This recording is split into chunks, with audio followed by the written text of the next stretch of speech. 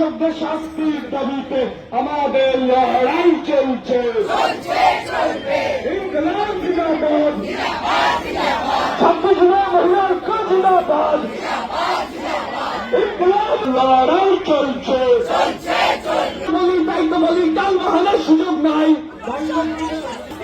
কাল বাহানার সুযোগ নাই, কাল বাহানার সুযোগ নাই, কাল বাহানার সুযোগ নাই। তৃণমূল লড়াই চলছে,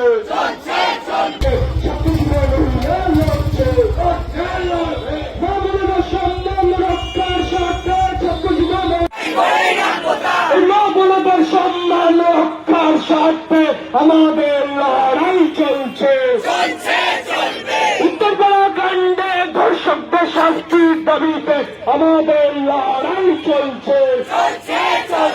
তৃণমূল যুবনেতা সহ সকল ধর্ষকদের শাস্তির দাবিতে আমাদের লড়াই চলছে। ইনকলাব জিন্দাবাদ, ছাত্র যুবা মহিলার জিন্দাবাদ, ইনকলাব জিন্দাবাদ, ছাত্র যুবা মহিলার জিন্দাবাদ। তৃণমূল যুবনেতা সহ সকল ধর্ষকদের শাস্তির দাবিতে আমাদের লড়াই চলছে। তৃণমূল যুবনেতা সহ সকল ধর্ষকদের দাবি শাস্তির দাবিতে আমাদের লড়াই চলছে। আজীবন থেকে উত্তরপাড়া মহানগরের সম্মান রক্ষার স্বার্থে আমাদের লড়াই চলছে।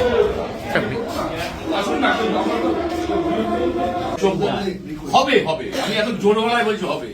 যদি একে ধরতে পারি তাহলে বাকিগুলো বোঝাও, তার কোনো ব্যাপার না। ঠিক আছে, আপনি আইডেন্টিফাই না করা, আপনি পদক্ষেপ আমি নিয়ে- যাকে তাকে ধরে তো এই কেসে দিলে ইনজাস্টিফাইড হবে। হ্যাঁ, সেটা বাই চান্স হয়তো মুখ স্বীকার আমরা ঢুকিয়ে দিলাম কেসে। না না, এটা নিরপরাধীকে আমি ওটার জন্যই ওয়েট করছি।